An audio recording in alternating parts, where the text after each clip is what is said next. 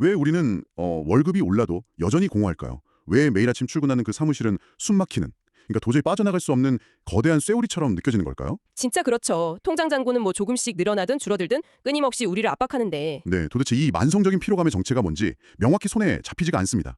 그래서 자, 오늘 이걸 한번 제대로 풀어보죠. 좋습니다. 오늘 이 깊은 탐구의 미션은 우리의 이 팍팍한 일상을 무려 100년도 더 전에 완벽하게 해부해낸 고전 사회 이론의 뼈대를 완전히 해체하는 겁니다. 낡은 도서관에 먼지 쌓인 책 이야기가 아니라는 걸 먼저 확실히 말씀드리고 싶네요.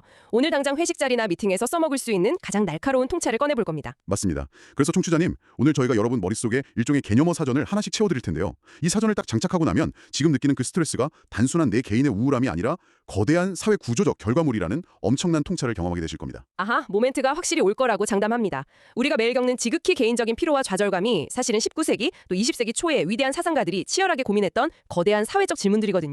이걸 알게 되면 세상을 보는 해상도가 확연히 달라집니다. 네, 해상도가 달라진다. 너무 좋은 표현이네요. 그럼 피로사회와 통장잔고를 설명하는 네 가지 고전 개념, 그 사전의 첫 표지를 바로 넘겨보겠습니다. 인덱스 1번, 카를 마르크스의 소외. 소외, 영어로는 에일리어네이션이죠. 보통 일상에서 소외라고 하면 학교나 직장에서 심리적으로 왕따를 당하거나 무리해서 겉도는 그런 감정을 떠올리기 쉬운데요. 네, 하지만 마르크스가 말한 소외는 그런 단순한 심리적 고립이 아닙니다. 인간의 본질적인 능력과 창조성이 그 출처로부터 구조적으로 완전히 분리되어 버리는 현상을 말하거든요. 분리된다. 네, 여기서 진짜 흥미로운 부분은 마르크스가 이 개념을 철학자 헤겔로부터 가져왔다는 점이에요. 헤겔은 원래 소외를 인간의 의식이 대상을 만들고 그 과정에서 잃어버린 의식을 다시 회복해 나가는 좀 다소 추상적인 과정으로 봤습니다. 구름 위에 떠있는 철학이었네요. 그렇죠. 그런데 마르크스는 이 공중을 떠도는 개념을 현실의 물질적 노동이라는 땅바닥으로 확 끌어내렸습니다. 머릿속 문제가 아니라 우리가 먹고 살기 위해 매일 몸을 움직여서 하는 일, 그 구조 자체의 소외가 아직 깊숙이 내재되어 있다는 걸 짚어낸 거예요. 와, 철학을 바닥으로 끌어내렸다. 그 구체적인 구조를 마르크스는 네 가지 차원으로 나누어 설명했잖아요. 네, 맞습니다. 디렉토리 구조처럼 네 가지로 딱 나눴죠. 이 네 가지 양상을 보면 진짜 지금 제 이야기 같고 우리 청취자님 이야기 같아서 소름이 돋더라고요. 첫 번째 차원이 바로 생산물로부터의 소외입니다. 네. 예를 들면 이런 거죠. 내가 공장에서 하루 종일 최신형 스마트폰을 조립하거나 뭐 최고급 가죽으로 명품백을 만들어요. 근데 내 손으로 만든 것인데도 퇴근 후에 시장에 나가면 내가 만든 그 물건은 나보다 훨씬 비싸고 내가 감히 도달할 수 없는 어떤 독립적인 권력이 돼서 나를 지배합니다. 내가 만든 물건이 도리어 나를 내려다보는 거죠. 맞아요. 이게 그 유명한 물신주의, 즉 물건이 신처럼 군림하는 현상이잖아요. 일성에서 이 물신주의가 얼마나 강력하게 작동하는지 생각해보면 진짜 놀랍습니다. 노동자가 자신의 시간과 에너지를 막 갈아 넣어서 생산한 대상이 시장에 나가는 순간 철저히 낯선 힘이 되어서 생산자와 대립하게 되는 이 역설. 이게 마르크스가 포착한 첫 번째 비극이었어요. 그리고 이어지는 두 번째 차원이 바로 노동과정으로부터의 소외입니다. 청취자님, 솔직히 지금 출퇴근길에 이 방송 들으시면서 퇴근 시간만 미친 듯이 기다리고 계시다면 그 이유가 바로 여기 있습니다. 전곡을 찌르시네요. 마르크스가 지적하길 자본주의 사회에서 노동은 자발적인 게 아니라 강제적이고 단지 생존을 위해 돈을 벌기 위한 수단으로 전락했다는 거예요. 그래서 일터에 있을 때 우리는 철저히 이방인이 되고 퇴근 후에 소파에 누워서 넷플릭스 볼 때나 밥 먹을 때만 비로소 집에 온 것 같은 기분을 느낀다는 거죠. 1800년대 중단 텍스트인데 현대 직장인 마음을 뼈아프게 꿰뚫어보고 있죠. 진짜요? 이런 노동 과정의 소외는 필연적으로 세 번째 차원으로 이어집니다. 자연, 즉 인간의 유적 본질로부터의 소외입니다. 유적 본질이요? 네, 마르크스에 따르면 인간은 원래 뚜렷한 목적을 가지고 창조적으로 세계를 변화시키는 아주 아름다운 본성을 지닌 존재거든요. 하지만 거대한 기계 시스템과 분업화된 체제 안에서는 그저 나사 하나를 조이거나 엑셀의 특정 셀만 무한히 채워넣는 기계의 부품으로 전락하고 맙니다. 내가 인간인지 엑셀 돌리는 기계인지 헷갈리는 그 순간이네요. 바로 그겁니다. 인간의 가장 위대한 창조적 본성이 철저히 억압당하는 거죠. 그럼 마지막 네 번째 차원은 뭔가요? 타인으로부터의 소외입니다. 시스템 안에서 나의 땀과 고통이 결국 고용주, 즉 상품 소유자의 쾌락과 만족으로 직결됩니다. 내가 힘들게 야근할수록 사장님 차가 바뀐다는 우스갯소리가 있죠. 이런 구조에서는 사람과 사람이 목적이 아니라 철저히 수단으로 만나게 되고 필연적으로 적대적인 관계가 형성된다는 겁니다. 이 네 가지 차원을 듣고 나니까 노동자는 점차 무력해지는데 자본은 끝없이 팽창한다는 게 확 와닿네요. 텍스트에서 마르크스가 자본을 묘사한 아주 섬뜩한 비유가 있었잖아요. 뱀파이어 비유 말씀이시죠? 네, 맞습니다.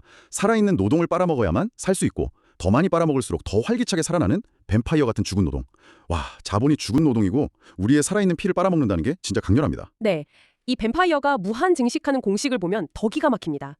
호스님, 우리가 보통 시장에서 물건 사고 파는 방식을 한번 생각해 볼까요? 예를 들어 내가 농사를 지어서 상품인 쌀을 팔아 돈을 얻고 그 돈으로 다시 내가 필요한 옷이라는 상품을 사는 구조잖아요. 그렇죠. 그걸 학자들은 C-M-C 사이클이라고 부릅니다. 상품에서 돈을 거쳐 다시 상품으로 끝나는 흐름이죠. 인간의 필요와 욕구를 채우기 위한 지극히 자연스러운 사이클입니다. 근데 자본주의의 심장도는 완전히 반대로 뛰잖아요. 맞습니다. 돈으로 시작해서 상품을 만들고 궁극적으로는 처음보다 더 큰 돈, 즉 M1을 만들어내는 MC M1 사이클입니다. CMC의 목적이 필요의 충족이라면 MCM1의 유일한 목적은 더 많은 돈, 즉 맹목적인 축적에 챗박힌 거예요. 결국 우리는 단순한 욕구 충족을 위해 일하는 게 아니라 멈출 수 없는 축적의 쳇바퀴에 갇혀 있다. 이게 소외의 본질이군요. 자, 그러면 개념어 사전의 두 번째 인덱스로 넘어가 보겠습니다.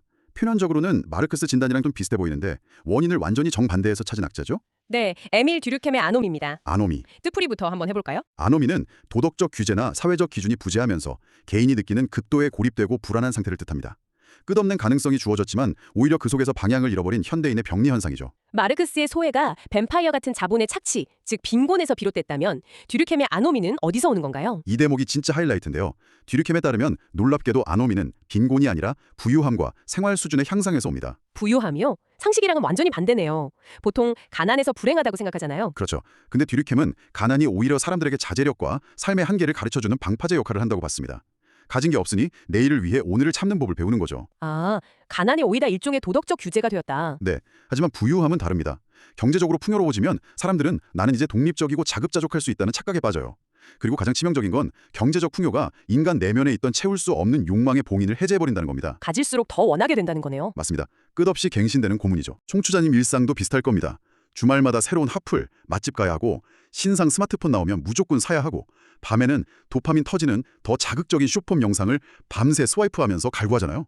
텍스트에서는 이걸 이름 없는 감각들에 대한 목마름이라고 표현했더라고요. 이름 없는 감각들이라는 표현이 진짜 100년 전에 현대인의 도파민 중독을 예견한 것 같지 않나요? 소름 돋죠. 과거엔 종교나 공동체가 그 무한한 욕망에 브레이크를 걸어줬지만 지금은 그 브레이크가 파열된 상태입니다.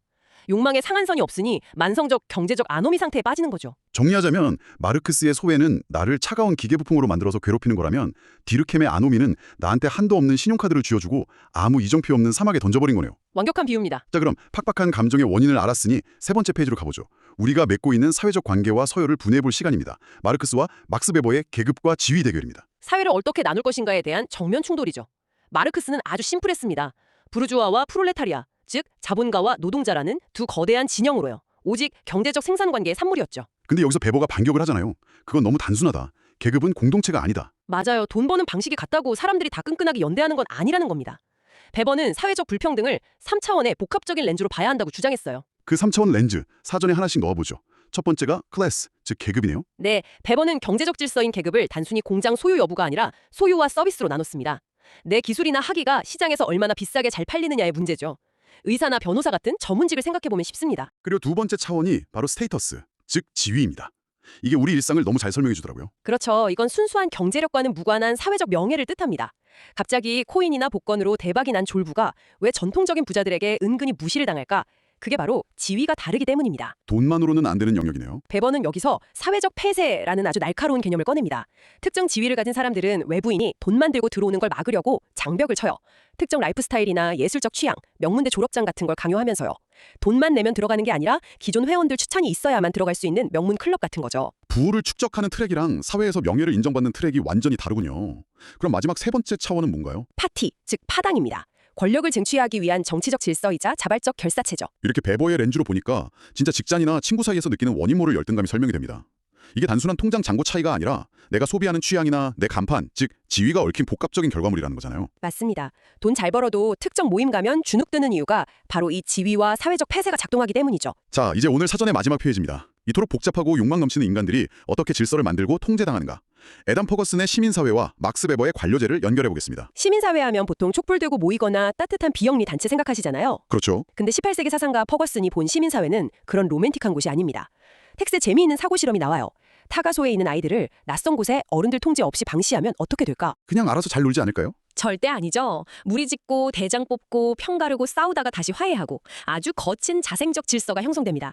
퍼거슨은 이게 바로 사회의 본질이라고 봤어요. 적대감, 편 가르기, 허영심이 드실거리는 아주 역동적인 공간이라는 거죠. 갈등이 넘치는 거대한 자생적 사회군요. 그럼 이걸 어떻게 통제하죠? 그래서 등장한 발명품이 바로 막스 베버가 분석한 관료제입니다. 베버는 관료제를 단순한 공무원 집단이 아니라 현대사회 전체를 작동시키는 가장 기계적이고 지배적인 원리로 봤어요. 기계가 수공업을 압도하듯 관료제는 그 기술적 우월성 때문에 모든 조직을 집어삼킨다? 네, 맞습니다. 여기서 베버의 핵심 키워드가 나옵니다. 사람을 가리지 않는다는 특성이죠. 편견이나 연출 없이 규칙대로만 한다는 거니까 좋은 거 아닌가요? 공정하잖아요. 공정하죠. 하지만 그 이면에는 무서운 대가가 따릅니다. 규칙대로만 한다는 건 인간의 온기가 들어갈 틈이 없다는 뜻이거든요. 사랑, 징후 같은 인간적 감정이 철저히 탈색됩니다. 합리성이라는 이름 아래 사람을 숫자와 서류로 환원해버리는 비인간화의 결정체인 거죠. 청취자님, 오늘 아침에도 영수증 규정대로 풀칠하면서 허탈감 느끼셨죠? 내가 이 완벽하고 차가운 관료제 기계의 부품이 된 대가입니다. 베버는 이걸 쇠우리라고 불렀잖아요. 네, 한번 구축되면 너무 효율적이라 아무도 부술 수 없는 완벽한 감옥, 아이언 케이지죠. 자, 이렇게 해서 오늘 개념어 사전의 인덱스 4개를 다 채웠습니다. 마르크스의 소외, 디르켐의 아노미, 베버의 지위와 사회적 폐쇄, 그리고 퍼거슨과 베버의 시민사회와 쇠우리까지. 수백 년 전 이론들이지만 오늘날 우리의 엑스레이 도면 같지 않나요? 그러니까요. 만원 지하철의 불툴감, 인스타그램 보면 느끼는 박탈감, 파티션 안에서의 무력감이 다 이 거대한 사회 구조적 결과물이라는 걸 객관적으로 직시하는 것만으로도 무기가 됩니다. 내일 아침 출근길 공기가 다르게 느껴지실 겁니다. 네. 그런데 오늘 탐구를 마무리하면서 저는 논의를 2026년 지금으로 확 끌어와서 청취자님께 도발적인 질문을 하나 던지고 싶습니다. 어떤 질문이죠? 베버는 이 관료제 쇠우리를 아무도 못 부술 거라고 절망했고, 마르크스는 기술이 노동자를 기계 부품으로 만든다고 경고했습니다. 그렇다면 만약 인공지능이 이 완벽한 관료제적 행정과 생산을 100% 대체하는 시대가 온다면 어떻게 될까요? 우리는 드디어 마르크스가 말한 노동의 소외에서 해방되어 진정한 자유를 얻게 될까요? 와, 그 질문에 뒤르킴과 베버의 렌즈를 덧대보면 진짜 서늘합니다. AI가 물질적 풍요를 극한으로 끌어올려도 뒤르킴이 말한 아노미는 AI 알고리즘 컨텐츠 속에서 더 폭주할 수 있거든요. 게다가 베버의 관점에서 보면 인간의 지위나 사회적 명예조차 알고리즘에 의해 실시간으로 분류되는 시대가 올 수 있어요. 편견도 실수도 개입할 수 없는 완벽한 통제, 아예 빠져나갈 틈조차 없는 거대한 디지털 쇠우리에 갇히는 건 아닐까요? 디지털 쇠우리? 정말 머릿속에 번쩍 뜨이네요. AI가 구원자일지 마지막 자물쇠일지 정답은 아직 모릅니다. 다만 청취자님이 다음번에 스마트폰 화면을 무심코 넘길 때 한번 곰곰이 생각해 보시기 바랍니다. 이 첨단 기술이 나를 구속하는 새로운 권력인지 해방시킬 도구인지 말이죠. 아주 깊은 여운이 남는 화두네요. 오늘 저희가 준비한 4가지 개념어 사전의 깊은 탐구는 여기까지입니다. 여러분의 답답했던 일상을 해독하는 데 유용한 무기가 되었기를 바랍니다. 계속해서 질문하고 탐구하시길 응원합니다.